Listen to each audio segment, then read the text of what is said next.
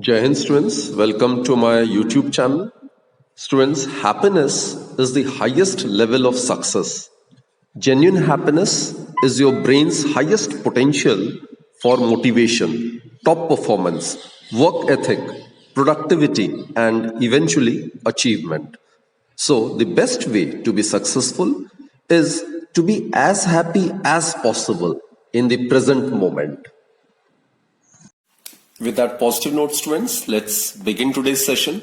Today we are going to discuss about surface energy and the relationship between surface energy and surface tension. In the previous episode, we have discussed surface tension in detail, right? We are aware that the free surface of a liquid at rest is always in the state of tension.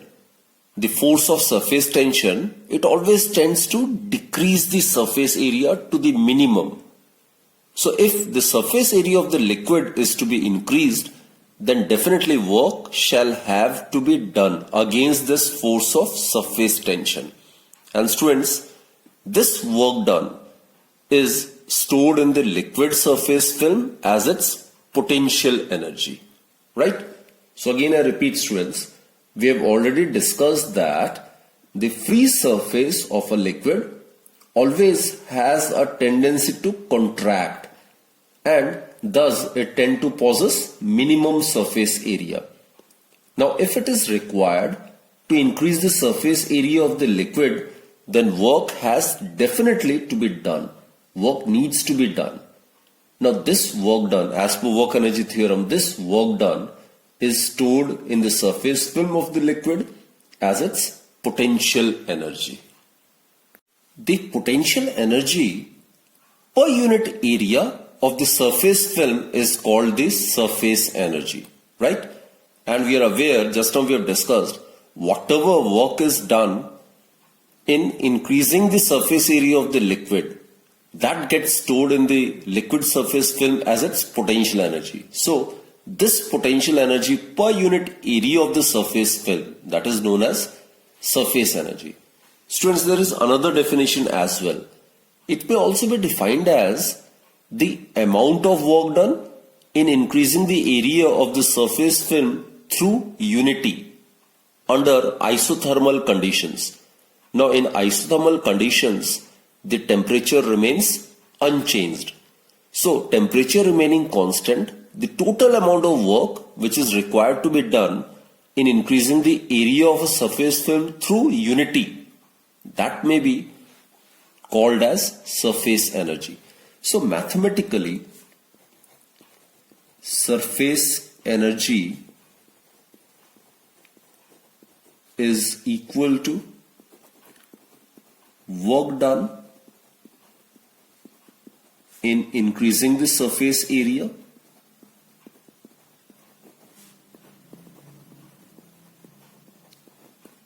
and as we have discussed, this work done in increasing the surface area will be stored in the liquid surface film as its potential energy, right? So it is the potential energy basically. So mathematically, surface energy is equal to work done in increasing the surface area or the potential energy divided by increase in the surface area.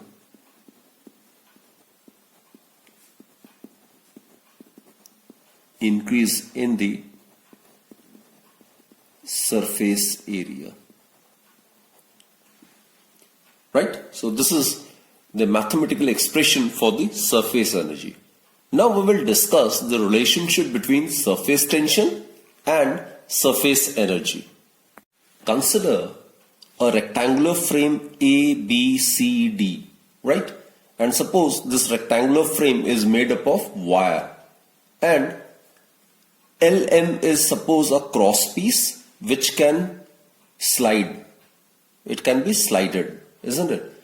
Now if we dip this rectangular frame in the soap solution, then a soap film will be formed over this frame, right? This is suppose the soap film.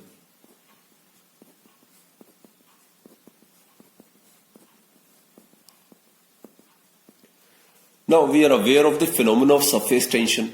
Due to the phenomena of surface tension, this free surface of the liquid will have a tendency to contract so as to possess minimum surface area, right? So therefore, the film will have a tendency to shrink, and thereby this cross piece LM will be pulled in the inward direction as indicated by these arrows. It will get pulled in the inward direction because of the fact that the surface of this liquid will tend to acquire minimum surface area due to the surface tension, right? And if we consider this to be L is the length of this cross piece, right? And the surface tension of the liquid is suppose T. Then we are aware that the surface tension is given by force per unit length, right? Surface tension will represent the surface tension of the liquid by capital letter T. It is force per unit length. So suppose force is F and here length, this is L. So here we need to consider 2L. Now this is because, students, L, as I've stated, it is the length of the cross piece. Now the length of the cross piece has been taken as 2L. It is because of the fact that the film has got two free surfaces, right? Or in other words, the length is taken twice because the soap film touches the wire above as well as below. So that is the reason why the length over here is taken as 2L. Clear? So therefore, F, the force which will be acting in the inward direction, that will be equal to T multiplied by 2L. So this force I am talking about is T multiplied by 2L, right? This is the force with which the film will tend to get pulled in the inward direction so as to possess or occupy minimum surface area. Clear, students? Now, what happens is, if the cross piece can be held in this position under a force F, which is equal and opposite to the force acting on the cross piece LM, all along its length, right? So if T is the force due to the surface tension per unit length, then as I've stated, F would be equal to T multiplied by 2L, right? Now suppose this LM, this cross piece LM is moved through a small distance x in the outward direction. Then as we have discussed, in order to increase the surface area of the liquid, work has to be done, isn't it? So suppose the cross piece, it is taken to position L dash M dash. It has been moved in the outward direction through distance x against this force, right? So therefore, in doing so, the work done in increasing the area,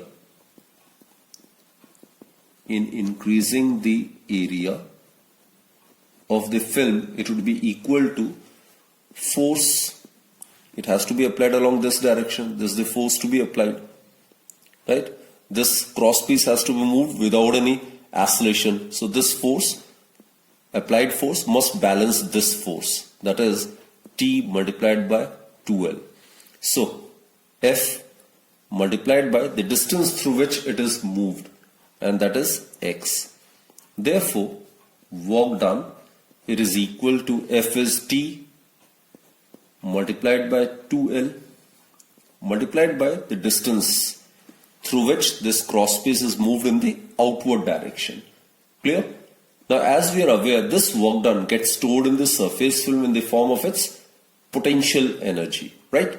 Therefore, the surface energy, as per this definition, surface energy, it would be equal to work done in increasing the surface area, and work done in increasing the surface area is T multiplied by 2L multiplied by x divided by increase in the surface area.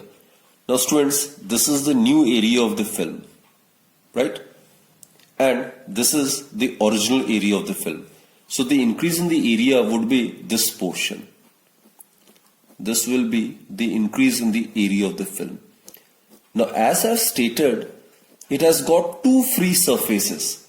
Therefore, total increase in the area would be Lx plus Lx. Lx on above side and Lx another surface on below this film. So, it will be twice Lx. Right? Again, I repeat, students. Here, the film has got two free surfaces, isn't it? It has got two free surfaces, one above and the other below. So that is why increase in the area on one side is L, this is L, the length of the cross piece, multiplied by X. So it has got two free surfaces. So total increase in the area would be Lx on this face and Lx in below face. So total increase in the area would be twice Lx. So twice Lx get cancelled. So it will be equal to T, which is the surface tension. Hence, students, the surface tension of a liquid is numerically equal to the surface energy. So this is the conclusion. Hence, the surface tension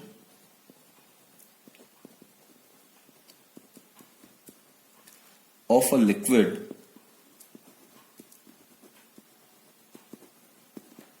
is numerically equal to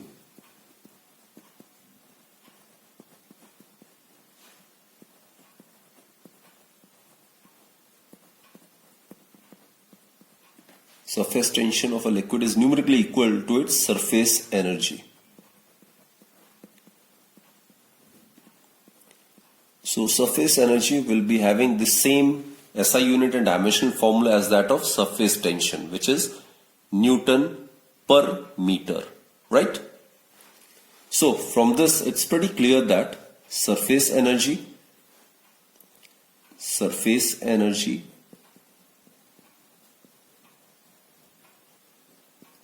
which is equal to surface tension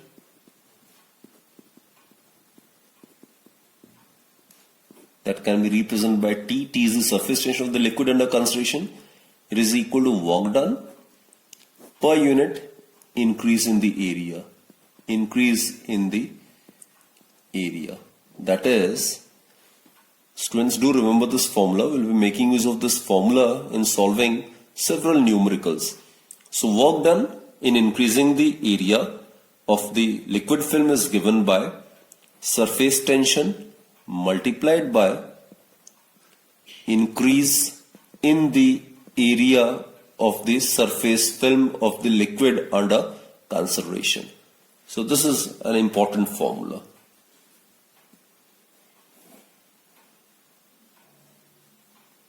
And as I've stated, the SI unit of surface energy is joule per meter square, right, which is equivalent to Newton per meter. And in CGS system, the surface energy is measured in erg per square centimeter, and erg per square centimeter is equivalent to dyne per centimeter. Now let us discuss these two numericals based on the topic which we have discussed just now in relation to surface energy and surface tension. So the first question, a liquid drop of diameter d breaks up into 27 tiny drops. We are supposed to find the resulting change in the energy, and the surface tension of the liquid is considered to be capital T.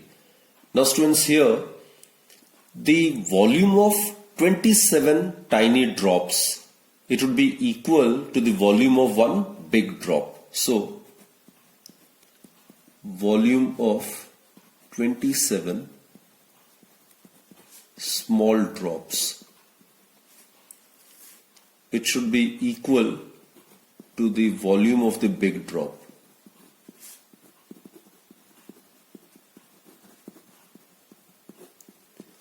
Drop, it's of spherical shape, and the volume of a sphere is 4 by 3 pi r cube, right? So 27 multiplied by 4 by 3 pi small r cube. Small r is the radius of the small drop, and it is equal to 4 by 3 pi capital R cube. Capital R is considered to be the radius of the big drop. Its diameter is given to be capital D. So we need to express our answer in terms of capital D. So what we can do is, we can write 4 by 3 pi, radius is half of the diameter, so D by 2 to the power q. Or what we get is 4 by 3 pi get cancelled, so we get 27 small r cube. It would be equal to d cube by 8, isn't it? So it implies that r, it would be equal to d by 6. Clear? Taking cube root on both the sides, what we get is 3r, it would be equal to d by 2, or r would be equal to d by 6. Now students, we are aware of the formula, isn't it? Now work done, we are supposed to find out the resulting change in energy. So work done would be equal to the resulting change in the energy.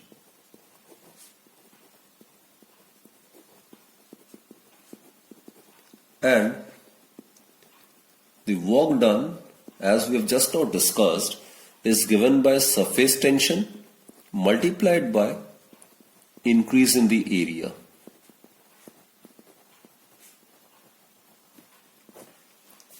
So it will be equal to surface tension of the liquid is T multiplied by increase in the area. Increase in the area is the final area minus initial area. Final area, final surface area. Surface area of a sphere is 4 pi r square. Now, of 27 small drops, the surface area would be 27 multiplied by 4 pi small r square minus the original surface area of the big liquid drop of diameter d. It will be equal to 4 pi capital R square. Now we need to get our, or rather express our result in terms of diameter, right? So let's convert it in diameter, capital D. So it would be 27 multiplied by 4 pi, small r is d by 6, so it will be d by 6 whole square minus 4 pi, it would be d by 2 whole square, right? So therefore it will give us t multiplied by, now look, 6 6 36, so 4 9 9 3 27, so here we'll be left with 3 pi d square minus, it will be d square by 4, 4 get cancelled, so we'll be left with pi d square. So that in turns gives us 2 pi d square multiplied by the surface tension. So the change in the energy, that is the energy needed to break the drop, or the work to be done to break the drop into 7 tiny drops, it would be 2 pi capital D square multiplied by T. So this is the answer. Now let us consider the second question.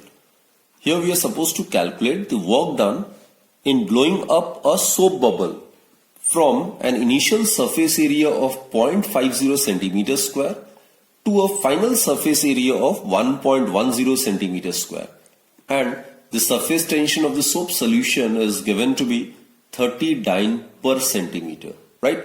So again we'll make use of the same formula. Work done is resulting change in the energy, which in turn is given by tension multiplied by increase in the area, right? So here what we are supposed to do is work done, it is given by the surface tension of the liquid multiplied by the increase in the area.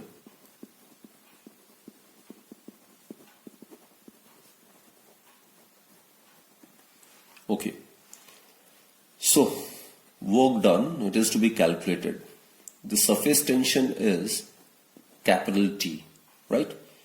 and increase in the area. Now this is pretty important. It is the case of a soap bubble. It is the case of a soap bubble. It is made up of liquid. This is liquid, and inside it is air, and outside also it is air. So it has got two free surfaces. This surface of the liquid, the outer one, it is in contact with air, so this will act as the first free surface. The inner surface, it is also in contact with air, so it will act as the second free surface. So in the case of a soap bubble, it has got two free surfaces. I repeat, students, soap bubble has two free surfaces. Soap bubble has two free surfaces. This is very, very important, right? So increase in the area would be equal to twice, right? Here it has got two free surfaces, that is why this term twice, right? So effective increase in the surface area of the soap bubble would be twice multiplied by final area minus initial area, that is 1.10 centimeter square. Let's solve it in CGS only. Minus initial is 0.50 centimeter square. So let's substitute the value. Therefore, work done, it would be equal to surface tension. It is given to be 30 dyne per centimeter. It's CGS. It's in CGS only. Multiplied by 2, multiplied by, it will give us 0.60, isn't it? Centimeter square. So that will give us 30 multiplied by 1.20. So that in turn would give us 36. And in CGS, we have taken the value of surface tension in CGS, dyne per centimeter. You have taken the change in the area also in centimeter square. So the answer would be in CGS system. So work done is 36 and its CGS unit of work is erg. Now students, let us discuss some experiments to illustrate surface tension, or we will have some explanation of some observed phenomena on the basis of surface tension. And for that, let's watch this beautiful video first, and then I'll again elaborate these examples. Let us gently place a greased needle on the free surface of water at rest. We shall find that the needle does not sink despite its being around 8 times as dense as water. Some insects move about freely on the surface of water without sinking. This shows that the free surface of the liquid layer behaves in the same way as a stressed rubber membrane does. Hair of a brush, when dipped in water, spread out, but as soon as it is taken out, its hair cling together because of a thin water film which is formed at the tips of the hair. Let us perform an interesting experiment so as to exhibit the phenomenon of surface tension. For that, let's make use of 4 straws so as to make a square frame. Now, place it on a container and pour some water over it. Now mix the water with dish soap. We need to take a thread loop. For this, we will make use of a cotton thread to make the loop. We need to place this loop of thread gently on the film. So now we are ready to start an experiment. So for that, we need to take the frame of the straw and dip it in the soap solution and then take it out. A soap film will be formed in the frame, as it is evident. Now, place a loop of thread gently on the film. On piercing the film, the loop immediately takes the circular form.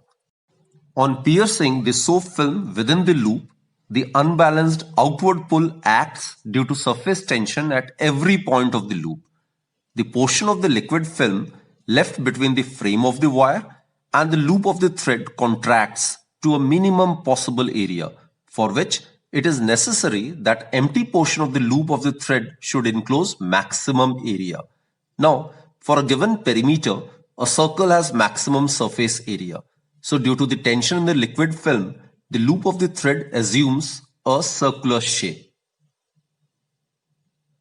So in the video, we have discussed various applications of surface tension, like hair of a brush when dipped in water spread out, but as soon as it is taken out, its hair tends to cling together. Now what happens is, when the brush is taken out of the water, then the hair will cling together as the free surfaces of water films try to contract due to surface tension, right? Similarly, liquid in small quantities free from external forces like gravity, etc. are spherical in shape. This we have already discussed. For a given volume, the surface area of a sphere is minimum, and it is by virtue of the property of surface tension that the free surface of a liquid tends to contract. It acts like a stressed membrane and hence occupy minimum surface area. So in doing so, it tends to acquire a spherical shape, because for a given volume, the surface area of a sphere is minimum. So that's the reason why liquid in small quantities are almost spherical in shape, right? Then some insects like mosquitoes move about freely on the surface of ponds without sinking. This is again on account of the support they get from the stressed surface of water. Then another interesting fact is that oil spreads on cold water. However, it may remain as a drop on hot water. Now students, it is due to the reason that the surface tension of oil is less than that of cold water, but greater than that of the hot water, right? Actually, surface tension of a liquid does depend on temperature. For water, with the increase in the temperature, the surface tension decreases. The surface tension of liquids generally decreases with the increase in the temperature, right? Now, for small temperature difference, this decrease in the surface tension with the increase of the temperature is almost linear. And students, the surface tension of a liquid, it also becomes zero. That too at a particular temperature. And this particular temperature at which the surface tension of a liquid becomes zero is called the critical temperature of that particular liquid, right?